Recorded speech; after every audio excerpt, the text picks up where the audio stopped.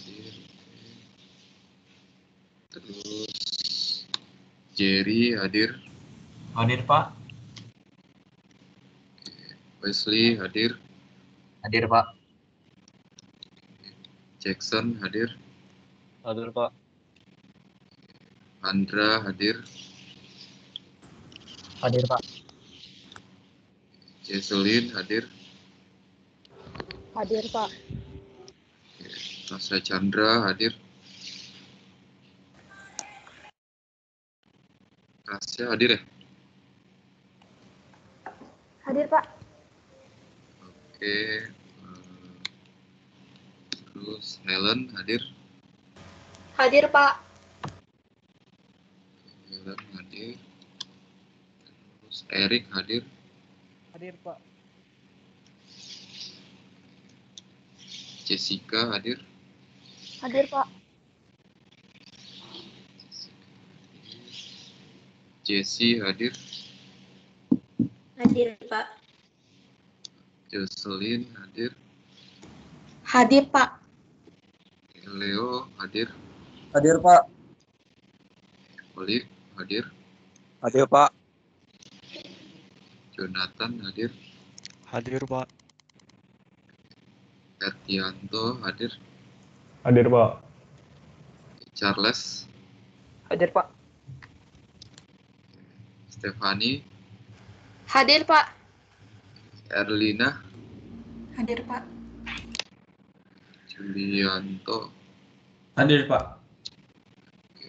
Bambang. Bambang belum masuk ya. Terus Wenceslaus hadir. Hadir, Pak. Angelin. Hadir, Pak. Randy.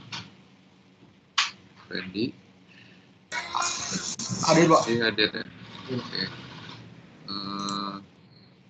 Wesley hadir. Wesley. Hadir, Pak. Terus Erik Sanjaya hadir. Erik belum masuk ya. Lanjut ke Erwin. Hadir, Pak. Renkizi hadir. Hadir, Pak. Steven Justino hadir. Hadir, Pak. Intan. Hadir, Pak. Vladimir Hadir, Pak. hadir. Vendrian.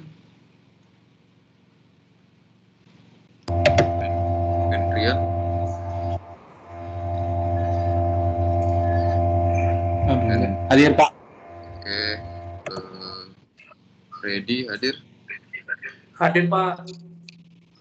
Wilson hadir. Hadir, Pak. William Gautama hadir. William. Hadir, Pak.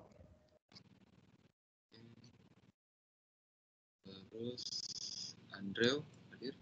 Hadir, Pak. Valentino hadir. Hadir, Pak. Rahel hadir. Hadir, Pak. Dan hadir Dan. Hadir, Pak. Vicky Anggrianto hadir. Hadir, Pak. Terus Calvin Lee hadir. Hadir, Pak. Oke, Andi hadir. Hadir, Pak. Oke, Dirson Wiratama hadir. Dirson udah masuk belum? Lanjut ya, belum masuk ya. Vincent hadir. Hadir. Oke, Novendi hadir. Hadir, Pak. Catherine hadir. Hadir, Pak. Dennis Fernando hadir. Hadir, Pak. Gabriel hadir. Hadir, Pak. Rizky Andriandi hadir. Hadir, Pak. David Fieri hadir. Hadir, Pak. Erik hadir. Hadir, Pak. Edmund hadir. Hadir, Pak. Daniel, hadir? Daniel? Belum masuk ya? Lanjut ke... Pak. Iya. Pak. Hadir, Pak. Daniel hadir ya? Said, terakhir? Iya. Siap hadir. Oke. Yang lain mana nih? Yang... Pak, hadir saya Pak. Saya hadir Pak. Oke, siap. Sama Dirson nih. Dirson hadir? Iya, Pak. Hadir. Sama Bambam. Bambam mana nih? Bambam belum masuk ya? Oke deh.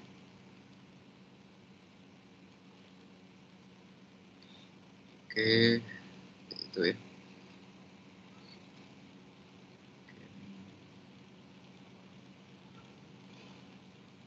Oke, minggu lalu kan kita masuk mengenai materi tentang gestur iOS dan Android ya. Jadi untuk pertemuan di minggu ini kita akan membahas mengenai evaluasi. Jadi evaluasi mengenai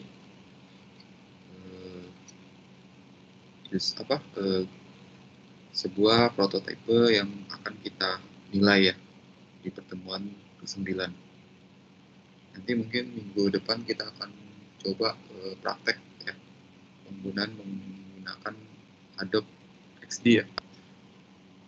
Nanti teman-teman bisa di-download terlebih dahulu ya Adobe XD ya sebelum kita mulai merancang atau mendesain sebuah prototipe ya, baik itu di mobile, di website maupun di tempat lainnya.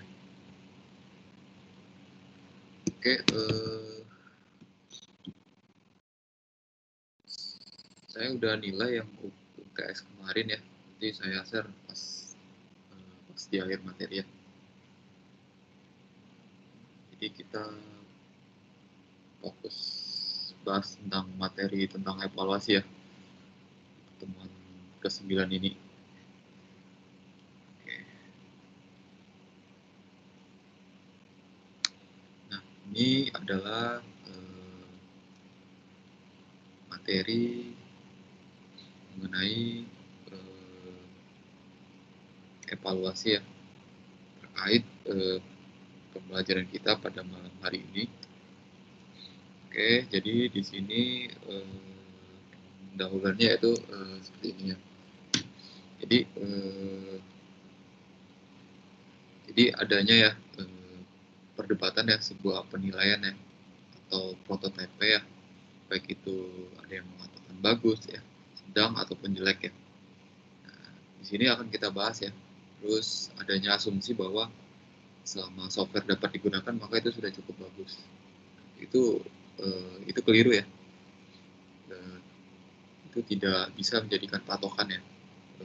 Makanya di pertemuan kali ini kita akan mengevaluasi ya suatu penilaian mengenai sebuah prototipe atau sebuah desain atau sebuah software yang sudah jadi.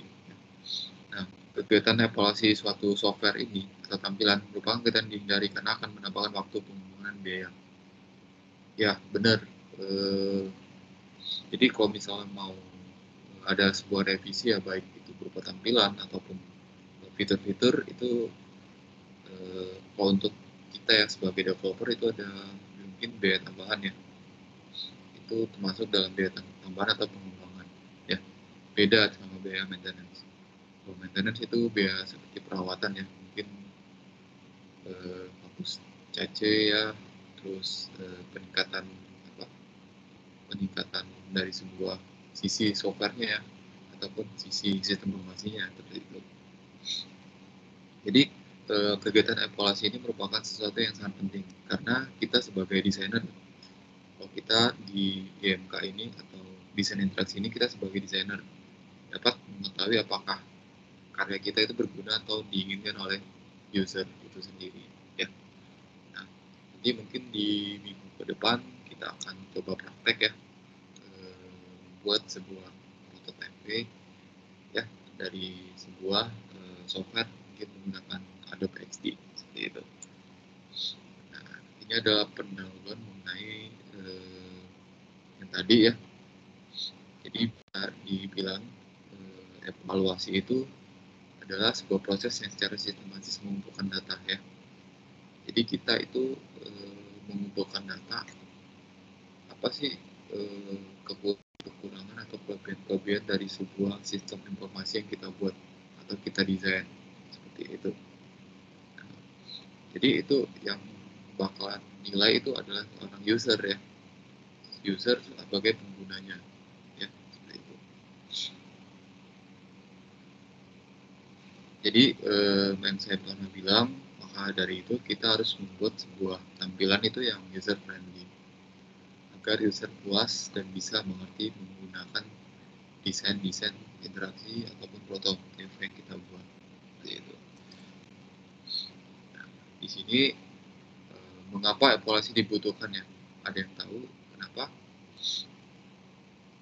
Jadi evaluasi itu sangat dibutuhkan karena desainer tidak dapat berasumsi bahwa orang lain seperti dirinya. Ya, benar. Jadi saya perlu sebuah user ya, user yang akan melihat atau mengikuti desain-desain yang kita buat itu seperti apa. Ya. Jadi evaluasi di sini memeriksa apakah user dapat menggunakan produk tersebut dan menyukainya. Nah, evaluasi kepuasan penggunaan terhadap sebuah produk dapat dilakukan menggunakan kuesioner ataupun interview. Ya, bisa jadi ya. Mungkin teman-teman pernah lihat kan dari sebuah aplikasi, misalnya penggunaan aplikasi, misalnya udah kayak sebuah aplikasi rating gitu ya, ada bintang 4 ya, bintang 5 itu dari sebuah aplikasi, baik itu aplikasi mobile maupun aplikasi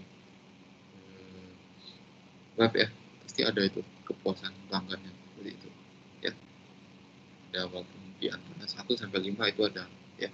Itulah yang dibutuhkan untuk mengevaluasi ya, seperti itu. Nah, jadi di sini evaluasi itu perlu, jadi makanya ya untuk implementation ke depannya ya seperti apa, terus prototype, terus konsepnya ya, konsepnya, requirementnya juga analisisnya ya. Inilah yang kenapa dibutuhkan sebuah evaluasi ya. Ada 5 faktor. Yang pertama implementasi ya, prototype yang seperti sebelumnya yang saya bilang, sebelum kita implementasi mungkin ada baiknya di prototype yang seperti dulu ya. Desainnya harus juga lengkap ya, konsepnya seperti apa, requirement yang spesifikasi ya, terus analisis yang dibutuhkan, baik itu yang pernah teman-teman buat ya, tema aplikasinya untuk apa, terus targetnya itu seperti apa, untuk apa gitu ya, seperti itu. Oke, silakan dimengerti untuk yang di sini ya. Itu jadi ada 5 faktor ya yang dibutuhkan dalam seperti itu.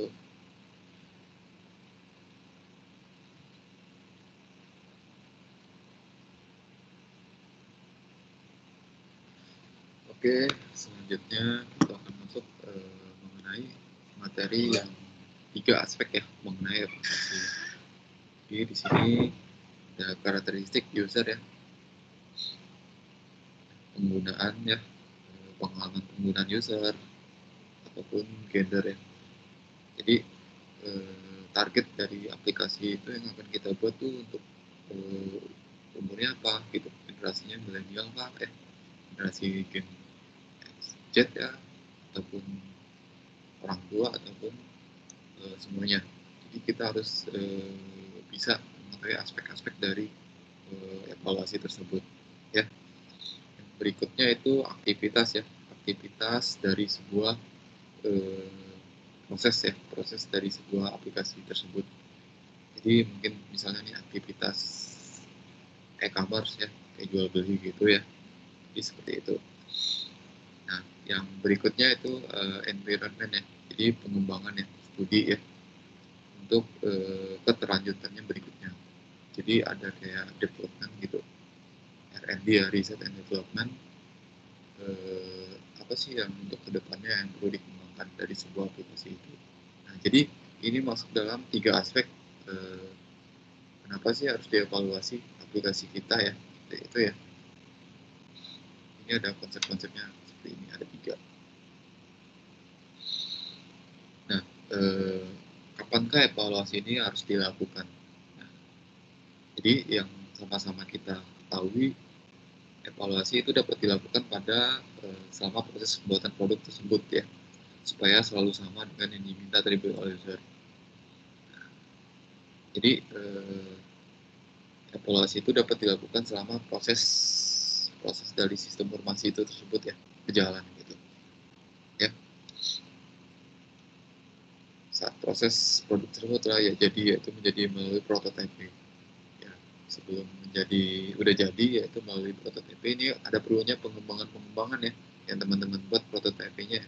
Jadi cocok apakah nanti setelah udah jadi apakah harus sesuai dengan prototipenya atau ada yang harus ditambah-tambahkan dari sebuah prototipe itu tersebut ya, seperti itu. Terus yang berikutnya itu saat produk telah dipasarkan ya. Nah, pada saat launching nih produk kita ya, atau sistem informasi kita ya, jadi kita tahu nih permintaan pasar itu apa. Jadi ada kekurangan kah atau ada kelebihan kah ya dari sebuah versi-versi dari aplikasi kita ya. Nah, jadi user ini udah pakai nih aplikasi kita udah ke market ya. Jadi kita perlu implementasi terhadap pengguna-penggunanya, pembeli produk kita ya. Contohnya nih kayak program-program ya, nah kita buat ya. Jadi di situ ada ya prinsip-prinsipnya ya, yaitu evaluasi produk ini dapat dilakukan melalui riset pasar ya, baik melalui perorangan ataupun sekelompok user ya. Ini bisa jadi nih kita survei ke lapangan ya, kita cek satu-satu ke lapangan ke user kita, Pak gimana kah produk kita, apakah sudah puas atau apa atau ada yang kurang ya. Nah, itu perlu gitu. Jadi kita nggak hanya perlu kita buat aplikasi terus udah gitu aja udah jadi terus kita tinggalin, enggak ya. Cuman kita harus perlu yang adanya evaluasi terhadap produk yang kita buat sama user-user kita, seperti itu. Oke, selanjutnya itu adalah evaluasi desainnya. Nah, evaluasi ini dilakukan setelah proses perancangan ya. Jadi yang sama-sama kita lihat ya, evaluasi desain ini ada yang beberapa metode ya. Ada yang cognitive ya, heuristic, dan review based ya. Nanti kita akan bahas satu-satu ya. Jadi evaluasi desain ini yang gimana sih sebelum implementasi dimulai itu ada desain-desainnya. Kita cek desain-desainnya apakah sudah cocok ya dengan yang keinginan para user, seperti itu ya. Karena kita di sini memposisikan diri kita sebagai developer atau desainer, seperti itu. Oke. Daniel hadir ya. Daniel tadi, Bambam juga ada yang hadir ya. Oke, berarti minggu ini kita nihil ya. Oke. Terima kasih infonya Bambam ya. Sudah saya hadirin.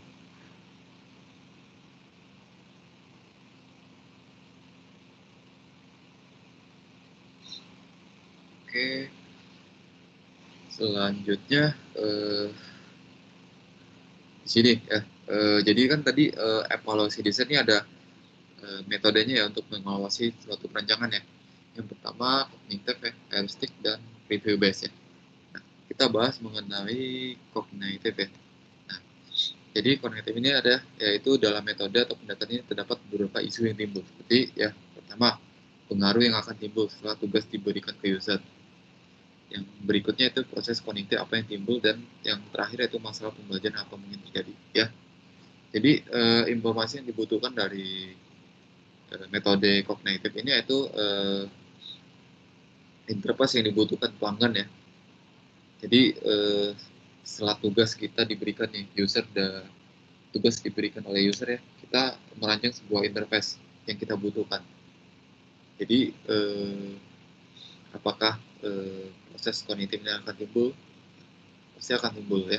Sesuai nggak yang diberikan user kepada kita yang kita rancang.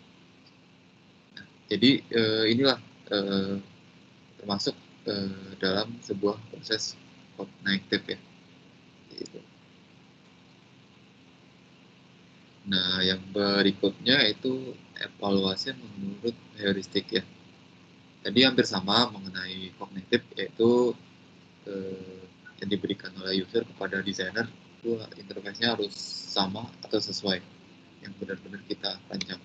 Nah, jadi setelah itu baru user mereview.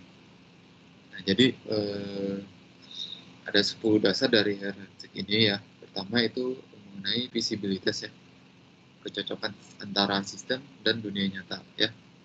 Terus konsisten dan standar ya, pencegahan kesalahan ya, jangan ada lagi kesalahan-kesalahan dari sebuah evaluasi tersebut ya. Terus pengenalan atas penarikan kembali ya, fleksibilitas dan efisiensi. Jadi berhubungan dengan heuristik ini ada 10 dasar ya. Berarti yang pertama nih kita yang mengungkap mengenai visibility ya. Visibility ini status dari sistem itu ya. Terus yang kedua itu kecocokan antara sistem dengan yang ada yang akan kita implementasikan ke dunia nyatanya ya. Nah, terus yang ketiga itu konsisten nggak desain kita dengan yang dimintai oleh sebuah user. Apakah kita menerapkan prinsip user friendly ya seperti itu ya, atau standarisasinya sesuai yang SOP yang kita berikan seperti itu. Nah, yang berikutnya itu kita harus mencegah adanya kesalahan-kesalahan yang terjadi ya, seperti itu, meminimalisir kesalahan-kesalahan yang ada seperti itu. Jadi yang berikutnya itu pengenalan atas penarikan kembali. Jadi setelah kita desain, kita berikan presentasi progres kita ya ke user, agar kita nanti pas udah serah terima itu nggak ada salahan pas udah 100%. Misalnya nih udah 30% kita kasih ke user terus mulai oh gini-gini pak mungkin ada yang edit ya. Jangan sampai kita kerjain udah 100% baru kasih, otomatis mungkin ada beberapa masukan-masukan dari user ya, jadi kita minimalisir kesalahan seperti itu. Fleksibilitas dan efisiensi ya yang tadi saya jelaskan ya, seperti itu. Nah, berhubungan dengan keindahan dan desain minimalis ya, teman-teman saya lihat udah di dalam tesnya itu udah sesuai dengan kriteria yang saya berikan ya. Udah minimalis, desainnya udah modern ya, udah sesuai dengan konsep-konsep milenial gitu, modern. Nah, terus bantuan bagi user untuk mengenali ya, mendiagnosis dan memperbaiki dari kesalahan. Nah, yang berikutnya itu dokumentasi ya. Jadi dokumentasi itu sangat perlu ya. Jadi untuk kita harus bisa dokumentasi dari yang kita buat. Jadi dari awal sampai akhir kita harus proses itu. Silakan dipahami ya. Untuk materi yang harus dievaluasi.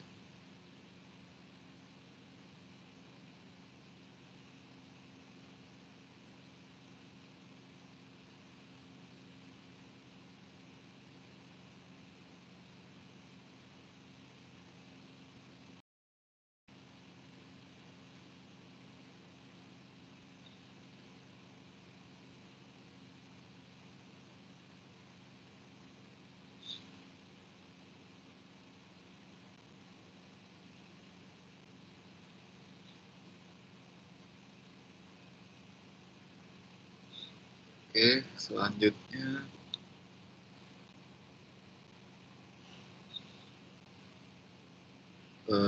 ini yang terakhir ya, itu metode melalui review based evaluation ya.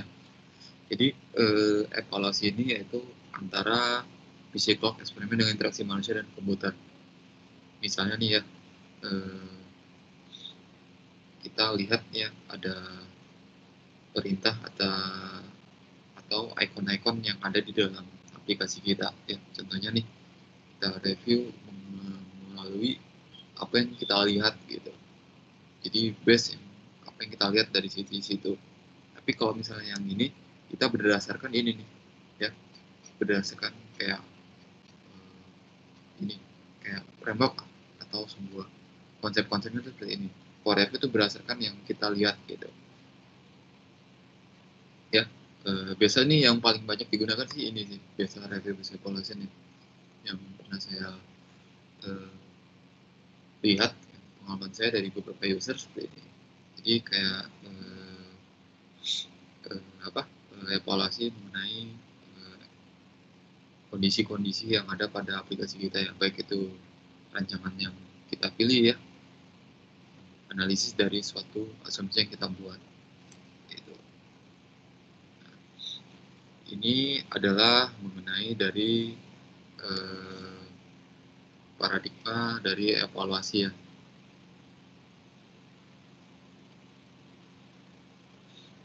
Jadi paradigma dari evaluasi itu pertama itu quick and dirty evaluation ya, usability testing, first study, dan predictive evaluation. Nah, yang tadi kan kita mengenal metode-metodenya. Nah, ini adalah paradigma yang harus kita capai melalui evaluasi itu tersebut. Nah, yang pertama yaitu quick and dirty evaluation ya. Di sini adalah umpan balik berupa keinginan yang disukai dari user atau konsultan ya. Nah, di sini kita harus bisa memberikan feedback ya, umpan balik. Misalnya saya sebagai user komen nih, jadi teman-teman harus bisa memberikan feedback ya, memberikan feedback dari yang ada dari yang user tadi berikan. Jangan sampai misalnya nih nggak ada feedback sama sekali ya, terus responnya lama gitu ya, jangan sampai ya, karena customer itu nomor satu ya kalau untuk kita di sistem informasi ini. Terus yang berikutnya itu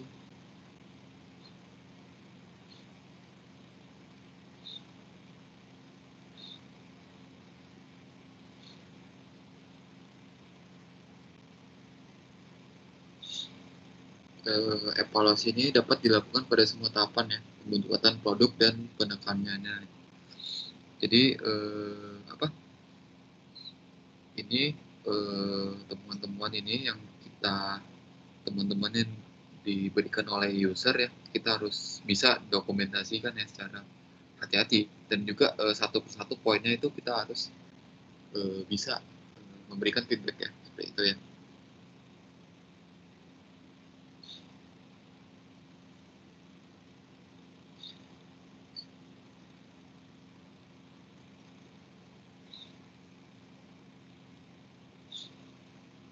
Terus selanjutnya yaitu usability testing ya, yang kedua ya. Nah, usability ini yang kita bisa libatkan ya, ini mengenai kinerja user ya. Jadi metode ini ya sering digunakan ya, jadi cukup dominan ya. Jadi kayak kita mengevaluasi sebuah desain prototipe dan menggunakan interaksi secara langsung ya. Contohnya itu kayak kita wawancara secara langsung, baik itu kepada penggunanya ataupun melalui kuesioner ya, seperti itu. Silakan dipahami.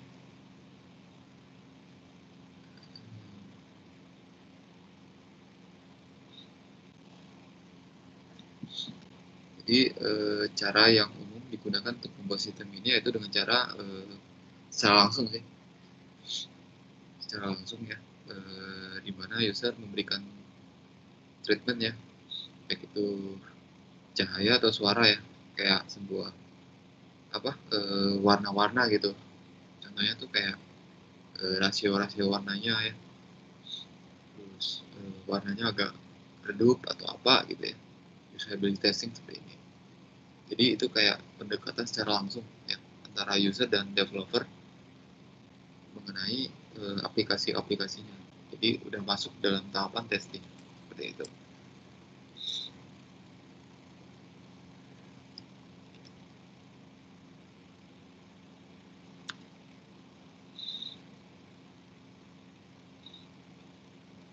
Oke, selanjutnya, nah ini contoh dari sebuah ya laboratorium usability ya.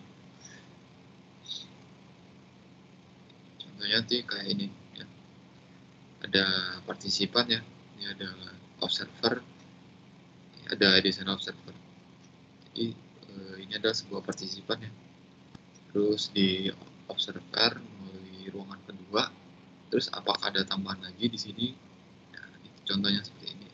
Ya, kayak ditampung dalam suatu metode-metode seperti ini. Ya. Jadi user ini melihat ya, melihat desain-desainnya ya. Terus ini kita sebagai developer apa sih yang kekurangannya ya? Jadi kita bisa mendengarkan secara langsung. Itu. Nah, yang berikutnya itu paradigma melalui field study ya. Nah, seperti ini. Jadi berbeda dengan usability dan testing ya. Jadi evaluasi ini dilakukan di lingkungan asli di mana user bekerja ya. Jadi otomatis ini dilakukan secara bagaimana sih user itu bekerja secara langsung dengan developer ya. Gitu.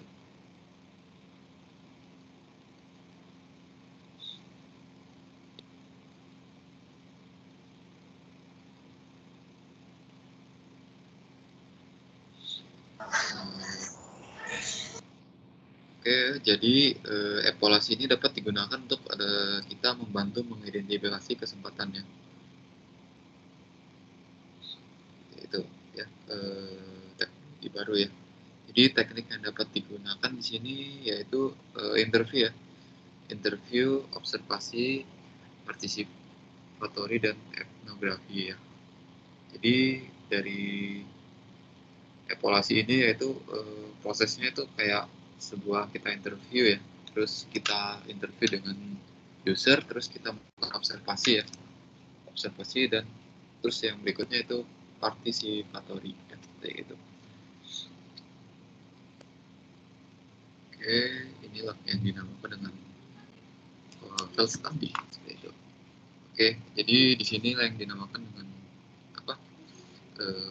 Paradigma ya. Udah kita lihat satu-satu, baik itu field study ya, itu.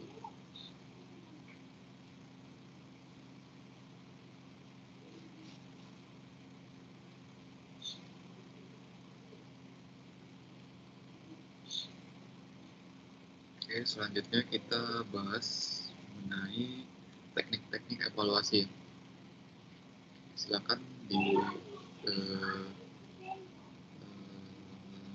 dipelajari terlebih dahulu ya untuk hubungan antara paradigma dan teknik evaluasi.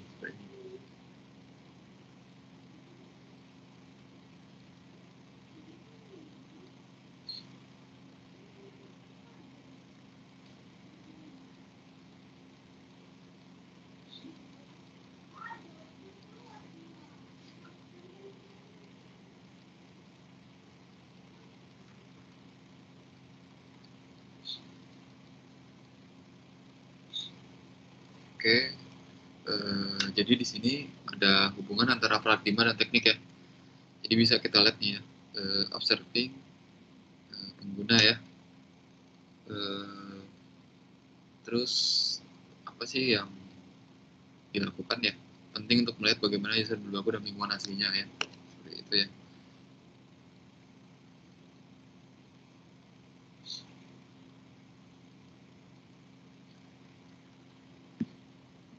Terus asking user ya. Di sini kita lihat ya. Diskusi dengan user dan user yang potensial dalam satu grup atau grup yang khusus. Gitu. ini saya rasa lebih ke hubungannya ya antara case tadi ya. Mungkin ini nggak perlu kita bahas, tapi kita tahu ya, bagaimana sih cara lanjutannya seperti itu ya. Ini adalah skala Likert ya, jadi merupakan satu skala yang cukup banyak digunakan untuk melakukan evaluasi ya. Jadi ini yang tadi saya bilang, kalau ukuran 4 ya 1 itu sangat buruk ya, 4 juga sangat bagus seperti ini. Kayak skala-skala yang digunakan untuk penilaian. Contohnya tuh evaluasi itu seperti ini ya, rata-rata ya. Jadi mungkin dari saya ini saja sih untuk materi tambahannya. Mungkin ada yang mau ditanyakan.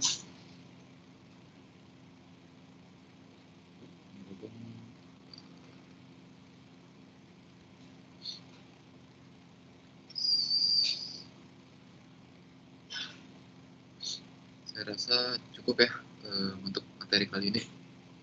Mohon maaf karena saya ada kayaknya saya harus lembur sih. Server saya masih masalah. Kalau untuk ada yang bertanyakan silakan di lewat Japri saja ya. Mohon maaf karena server saya masih masalah, saya mungkin agak lembur untuk malam ini. Oke, untuk nilai saya udah nilai ya. Berikut saya share nilai-nilainya ya.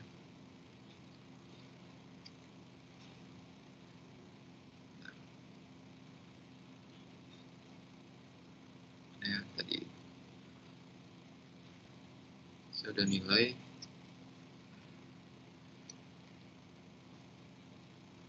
Ntar saya masukin.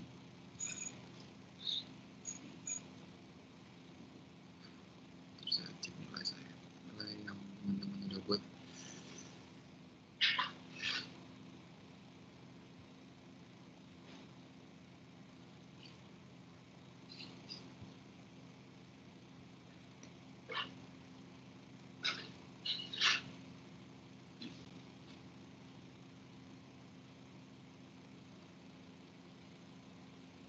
Nah, ini kemarin nilainya udah saya nilai ya.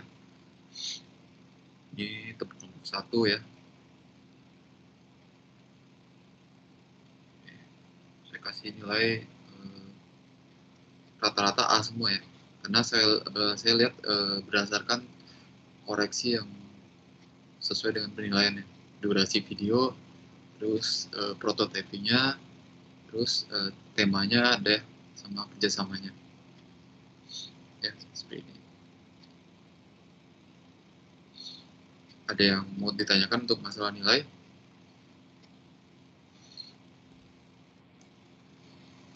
Kayaknya udah bagus semua lah nih. Tidak, Pak. Puas ya? Sekali, Pak. Oke deh. Mas Pak. Oke, terima kasih ya. Karena nanti mungkin untuk semester berikutnya mungkin tingkatkan lagi ya untuk prototipe yang udah jadi ya, dan untuk desainnya udah jadi. Soalnya penilaiannya bakalan lebih sulit lagi seperti itu. Ya, sebentar. Saya mau kasih keputusan online ya. Mohon teman-teman isi. Mohon maaf saya agak buru-buru karena saya ada kerjaan lagi.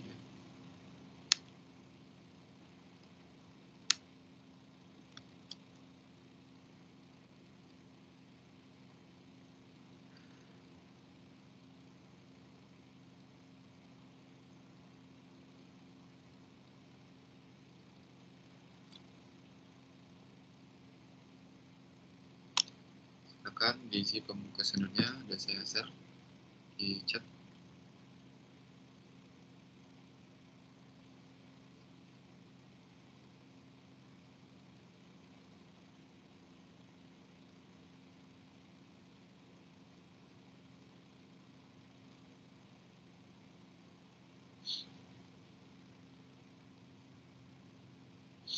Oke, ada lagi yang mau ditanyakan? Pertemuan berapa? Ini pertemuan ke-9 ya, diisi. Karena kemarin UTS itu nggak dimasukkan ke pertemuan.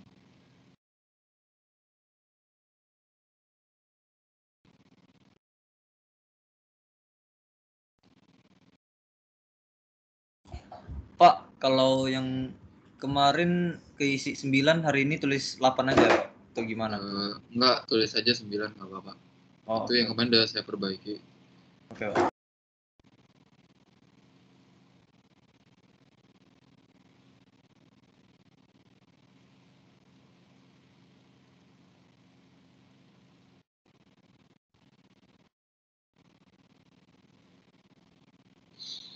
Oke, mungkin itu saja sih dari saya.